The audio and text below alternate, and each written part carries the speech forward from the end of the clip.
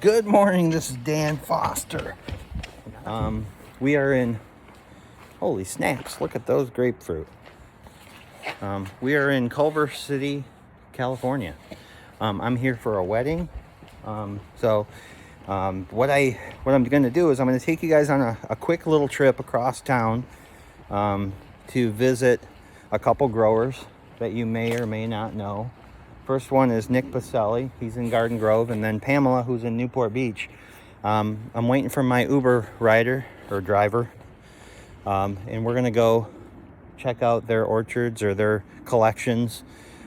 Nick reached out to me a few weeks ago or a week or so ago and mentioned that Pamela was going to downsize her collection a bit, and would I be interested in any of her varieties, and he could send me some cuttings. And I'm like, well, you know what, I'll actually be in town for this wedding, maybe we could hook up. So he sent me her list, and originally when I kind of looked at the list, I didn't really see a whole lot that I didn't have or hadn't tried before. But when I studied the list a little bit more, I noticed the third one on the top was Ben's Green Greek. And at first that one didn't really sit with me. I really didn't know what that one was. There's a lot of unknowns out there with people's names on it. But then after a bit, it kind of clicked. And I'm like, wait a minute. Is that Ben's Green Greek? The one that Dennis Johnson's has been asking me about?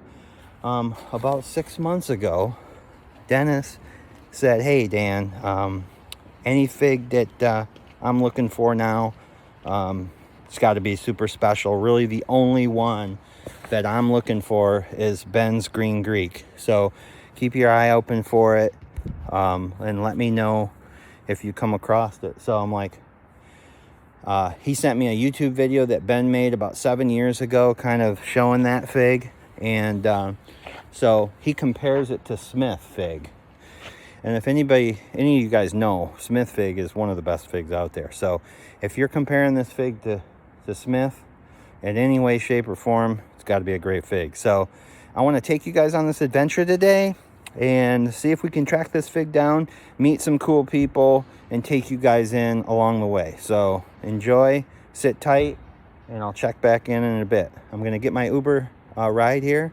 Like I say, started off in Santa Monica, stayed the night in Culver City, going to Garden Grove, then to Newport Beach, and then back to the wedding in Long Beach. So a shout out to Aaron and Kayla, who are getting married tomorrow. Super great couple. Aaron's my nephew, great person. They're both great people. So just a shout out to them. I wish them the greatest, the best life possible. So there's my driver now. So I will.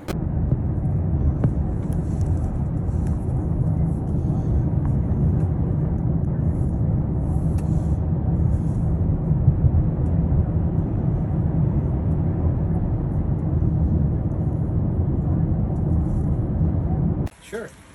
So, all right. So the Uber dropped me off at Nick's house, and I'm with Nick. We got some coffee already, so that's good. We've got this strange wet stuff all over the place that I didn't think you got in California. Unexpected. I didn't even watch the weather. Yeah, I really appreciate Nick having me, and we're going to look at his plants here real quick. He's just going to kind of take me around and show me. He's got some really nice plants here. They're really healthy. You got a drip system, huh? Yeah, drip system I redid this year. That's nice. You got it on a timer, or you just turn it on? Oh, you got it on a timer. I see you got the organza bags protecting things. Yep. So, what are some of the highlights that you want to show people? Oh, you got that one decked out with organza bags over there too. Yeah. I had to use a bunch on mine too this year because I had at the early part of the season I had a whole bunch of yellow jackets. So this is Pamela Mano's Carolina de Basilicata. Oh. And I was planning to pick a couple of these, bring them over to Pamela's with us because she wanted to have us taste them with her, which is fitting because that's her family's tree. Nice. And all these over here are just rooted cuttings that I started this year. And they already grew just this year? This year. Oh yeah, that's some good size to them. Yeah. Those are nice big black The big black nursery pots. Where do you get those at? A place a few blocks away, and they have a really good deal because they have tons of stacks of them. Yeah. Those 25 gallons are, Those are nice. I think, like $16. That's good. Ooh, what's this one? It's got a long shape to it. Mario's 50. Oh, okay. Yeah, and I've had a couple of Coldadoms in here, the newer ones that I started. Martinica Ramada, a Jolly Rancher. You got a lemon here. 2 of them are from you right here. This one is, well, actually, this one's from Amy, which is duplicate of the one you gave me. It's Del San Juan Gran. Oh, that's a good one. Del San Juan Gran. Yeah, and this is Bordeaux Negro Ramada. This one's for you. That's going to be a good fig for you. Sure.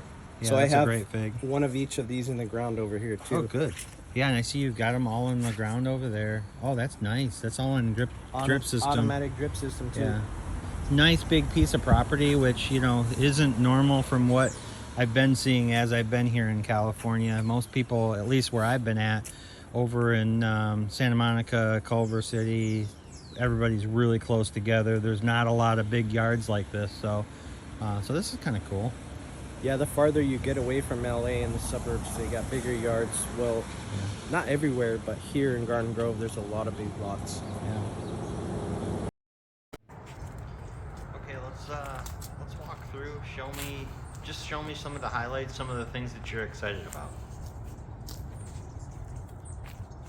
This first one right here is Borges au Gris. I got some of the best figs from just a couple of figs from this tree. This one's Yellow Long Neck. A very big producer, not one of my favorites, but it always had figs when I didn't have figs on the other trees.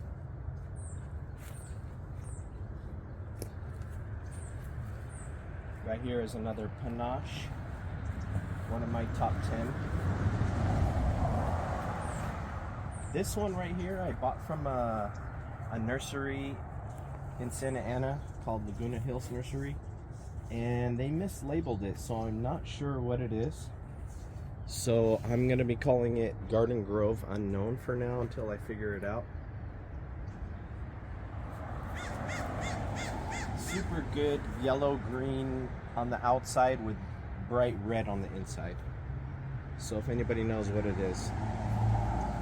This one right here is Smith, one of my top 10.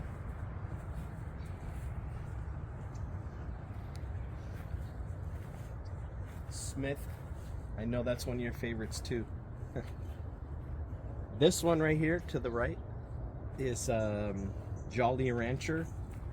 I'll be having a lot of cuttings available for this one in the winter.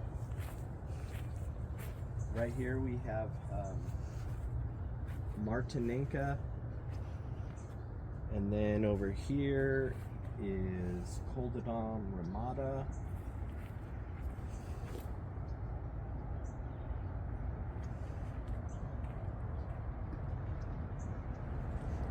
As you can tell, it's starting to turn fall a little bit. Some leaves falling off. This one right here is Coldadom Mutante. That's probably one of my top 5 right there. Maybe in my top 3.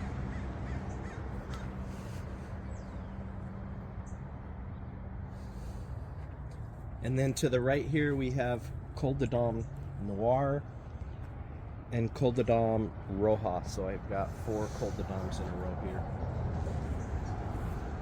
They didn't produce much, I think, because they did a hard prune last year, which I'm gonna hold back on this year to see if I can get a better production next year. Well, Nick, you got a great orchard here. Thanks for walking us through. Really kind of a cool thing to see and see what you're doing. Why don't we head on over to Pamela's house and see what she's got going on this morning.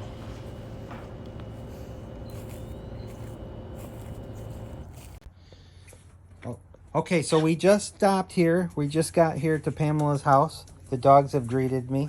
Very sweet little dogs. What's this one's name? Jaja. Jaja. Nice to meet you, Jaja. So yeah, we're walking around and she's talking about her figs. So just pretend like I'm not filming. Well, this is Martinica ramata. We had figs on her, but it's a striped one, right? That's what ramata means. Yep. And she's doing very good. 3 or 4 year old figs. Trees are all these. And you're using the wine barrels. Those look nice. And one of the reasons I really like the wine barrels is because I feel like I control the environment a little bit better, especially with the black fig fly. Mm-hmm. So we always monitor in the morning to make sure any figs fell or nothing's on the soil so that the larvae can't get into the soil. So I feel like, and even just with the fertilizing and such. This is so that's a big problem here in California. Yeah. You hear a lot about it on Facebook, but I mean, obviously where I'm at, we don't have it. Probably wouldn't live over the winter in our climate, but it probably lives in the soil and has a life cycle that is conducive to this environment. I wouldn't test it. I wouldn't. Right. I'm afraid to send like the figs to New York or to Virginia. So when that does happen, I won't put any, because there could be something in a fruit or something in the soil. Or in the soil. Yep. So bare root only to other places, because I don't want to be the person that introduces it. Yeah. So if I was to take a plant home, I would probably shake all the the soil off and put it in a bag or something like that. And take the little baby fruits off. Yeah. Yep. This is unknown pastieri. I had a crop that did not, I think we got one ripe one. It was loaded. And I think I realized it was because the Capri fig, I chopped it down a little bit to play with grafting, and there were no figs on it to attract the wasp. And then finally, when it bloomed, we started getting caprified figs, which is pretty cool. And, lesson. This was always my favorite. This is Calderona. Yeah, that's a great fig. That's one of my favorites. You see every single little thing. Somebody else has a tree from this poor girl. That's the fig beetle right there. Yeah, we get a lot of them. So there's a hummingbird. I'm gonna give her a break and not propagate off her next year. Give her a chance. Yeah, I don't think I'm gonna take any cuttings from. I'm gonna let my Calderona grow this year. This is BNR. They're not the most actively growing ones for me either. I've got 3 plants and they're not beasts. They're fairly slow growing, but they're delicious. The first year we got them, we had so much more fruit, and this had a lot of fruit. The critters just really like to climb up. Yep. And this is my husband's new way of trying to protect it. When they get up there and knock it off, at least the fig is contained within the pod.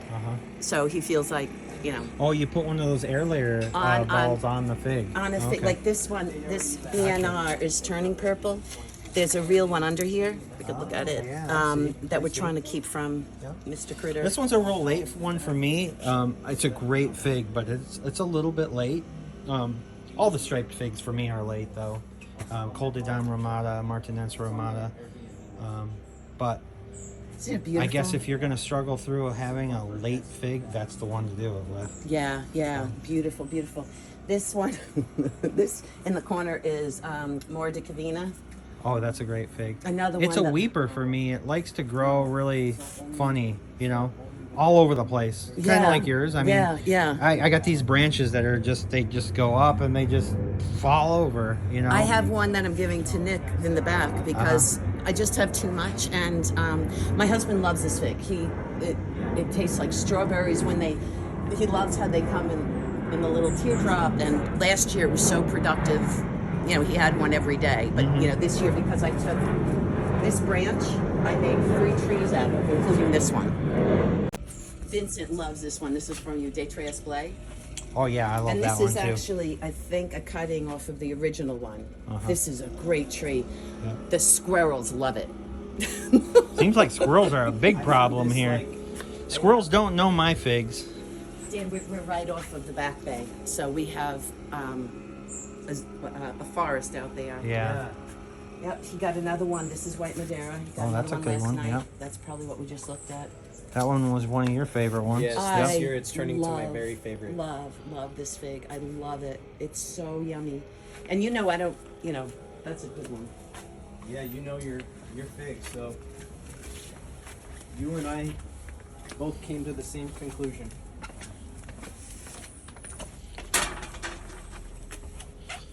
Yeah, so these are where we start, the ones I think that you guys said you wanted, but like, I don't even know how to say this, Lovano appears, this is to ship.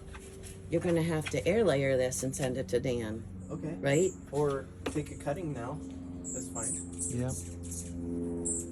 No, Get you're 'em taking out. them. Just get them out of here, whatever, right? I'll take it, but then Yeah. he can take cuttings. Oh, yes, yes, today. yeah, because he's sort of an expert.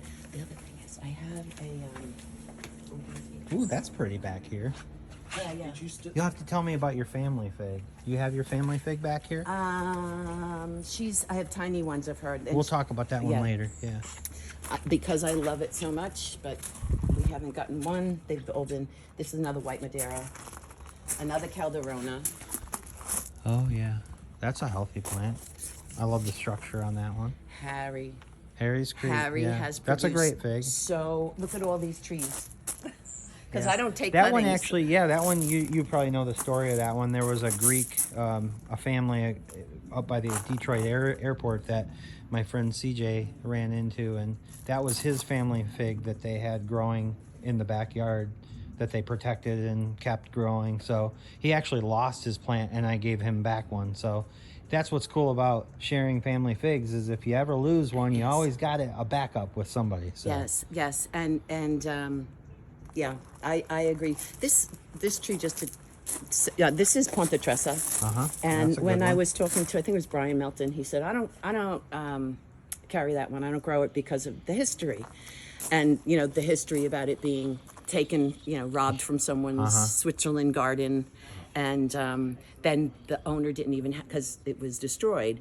And I said, well, look at her. She has a view of the bay. We treat her, like, give her all these wonderful things. She's spoiled. I'm going to Yeah. actually put her into the real patio over I there. guess that's the thing is I've never really studied that story. I heard bits and pieces about it, but I don't know how true my at the version same was. time, you know, you think about how far Pontressa got distributed around people. You know, Got to California. A lot of people have it now, so maybe a bad thing when it happened, but I guess it's been shared so much that But you know, that the tree- legacy lives on. I guess. The tree in Switzerland, it could have died from anything. Yeah. But because people had, you know, pieces of the genetics, we're now all able to, you know, she lives on. You know what I mean? Right. That's how I feel about my grandmother's fig. So if I just exited this whole word of figging, as long as Carolina entered, she'd be able to like spread out and people could enjoy her. She's got a little paradise back here. I know, yeah. I got my workers going. Crozus. Colonel Littman. Look at this thing. Yep, that's nice. Yeah. No figs yet, but it just started growing like crazy. Violet de Soleil. That's a good fig. Yeah. A little late for me, but it's still pretty good fig. You know, a lot of the late figs for me are great figs in California because you can still ripen figs for another 2 months now Right. if you wanted to. Yes. Cavalier. And this is the, like you were saying, Laura de Cavina. Yeah. It grew and grew and grew. And It grows wild, and then it weeps. So yeah, Planera. I don't have that one. I've never grown that one. Is that a common fig? Yes, and Yeah. Nick has I had two of them because I got the two cuttings from Harvey, Uh-huh. and they both grew, and they were both about the same size. So Nick has it, and I think he's tried the fig. I haven't tried it because I think I've heard good things about it. yes, good fig? yeah, Yeah. and berry. What's your flavored. favorite? What's your favorite fig, if you don't mind me asking? I know White that's Madeira, a hard. white Madeira, Madeira. Calderona. Yep, those are good Yours. ones. Yep. No, yeah. Yours. I don't even have a fig on her. Campanier. I had all these beautiful striped figs. I on almost got rid of my Campaniere, but I'm glad I didn't because it's a decent fig. Actually, this is Campaniere. Mine looks a little different than this. Yeah? Mine does not have big leaves on it like that.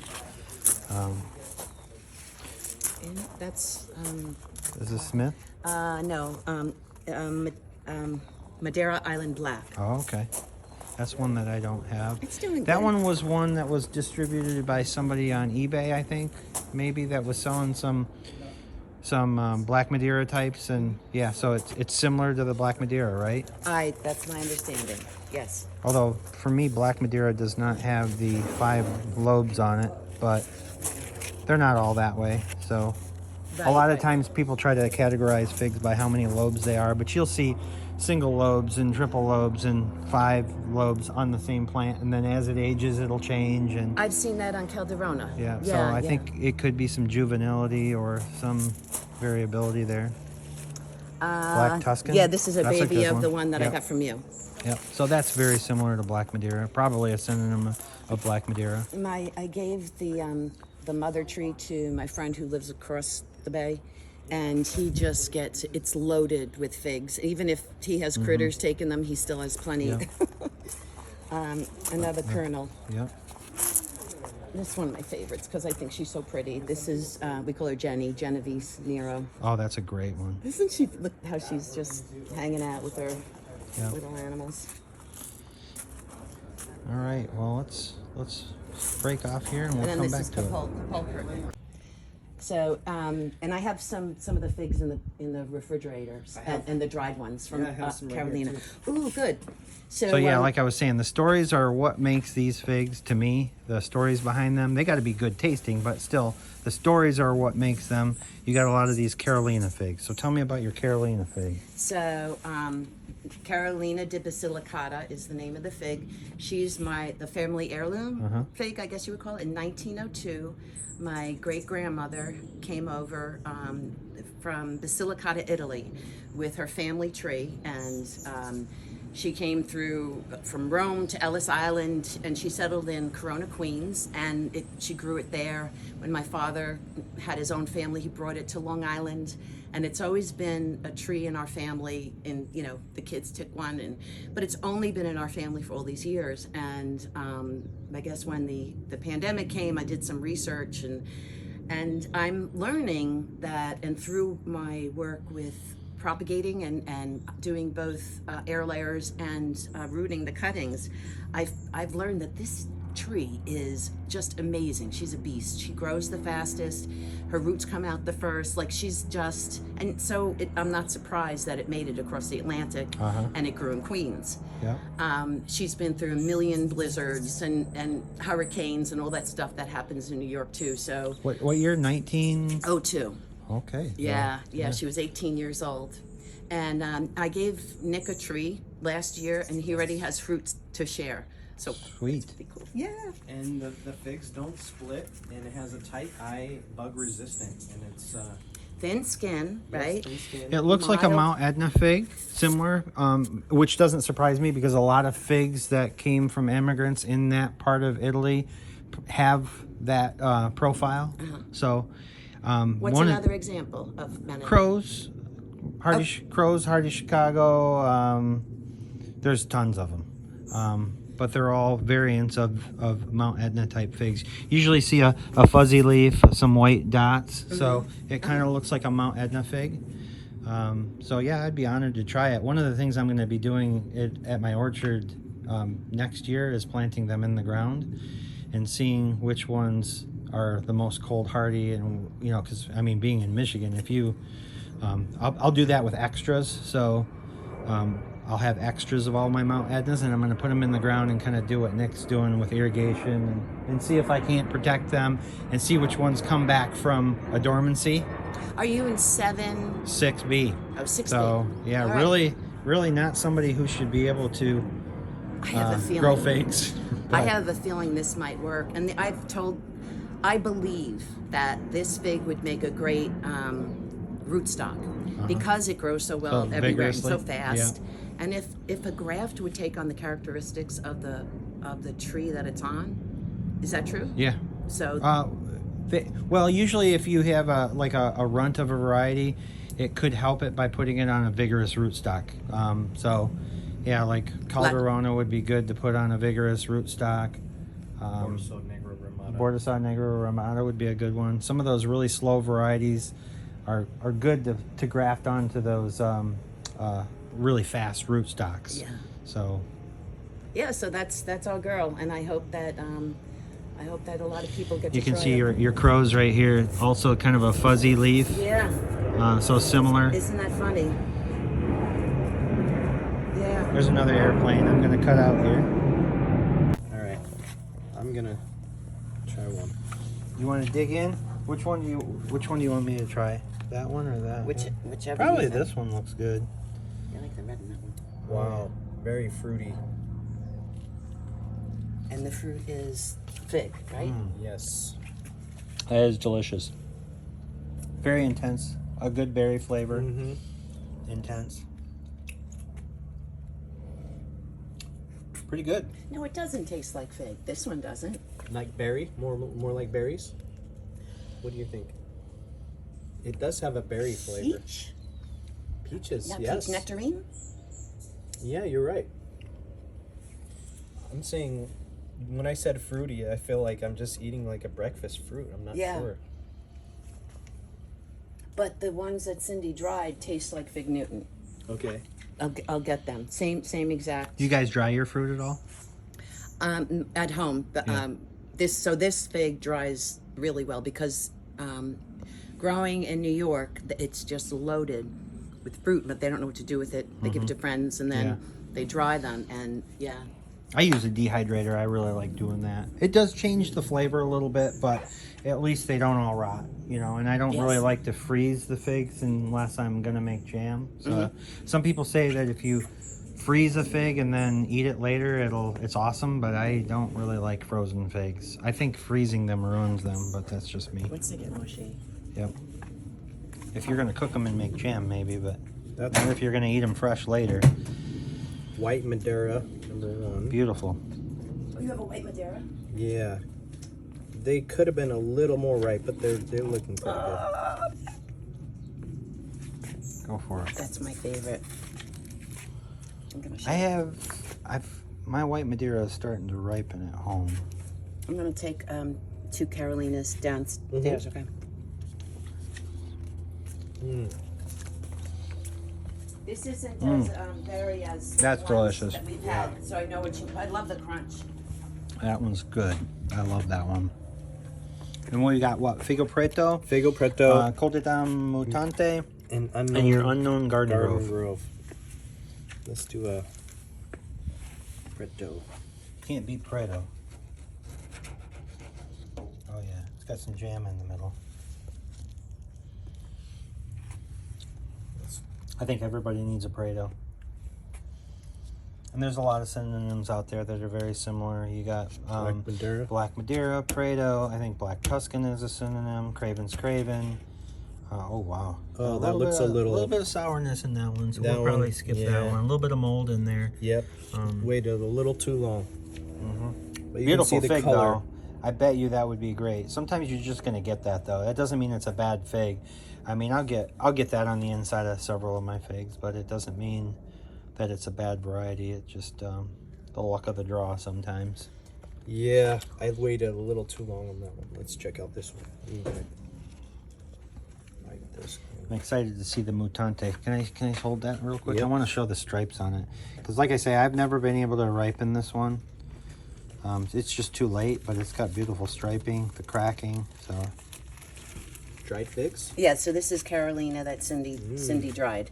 Oh, nice. Can I have one? I'll take that one right there. How'd she dry them? A dehydrator, maybe? I think in the oven we can ask her. Yeah, they're good. Condenses but that the tastes like a flavor, fig, right? It makes it Yeah. very... Here's Mutante. Oh, wow. Oh my lord! Wow. Look at that.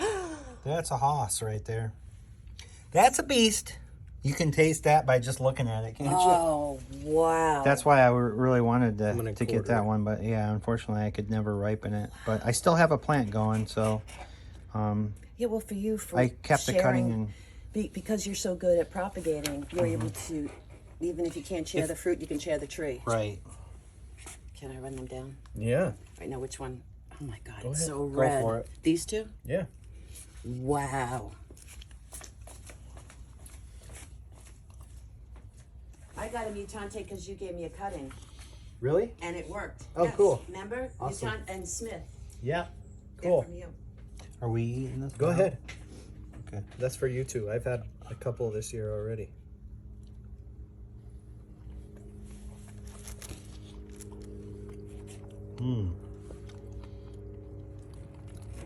Oh yeah, that's good. Save that one for Pam. Yeah, that's a good fig. Is this another Prado? Another Prado. Okay. Looks perfect too. Some great figs here. I'm glad you picked them. You sure? Yeah, yeah. Okay. That's mine then. They'll try whatever we don't. All right. Give us your thoughts, Nick. In the inside of that, I was just saying you could take a spoon of that and spread it on toast. It's just like jam. You took the words out of my mouth right there. Yeah. That's, you don't even have to make jam. You just take it out and it's already there. Great fig. Yeah, we gotta get them out there. These are all the giveaways from Pamela. We're getting the van loaded up, so kind of reminds me of my days of getting figs from my friend Rafed. So, Dennis, I got you taken care of here, brother. Okay.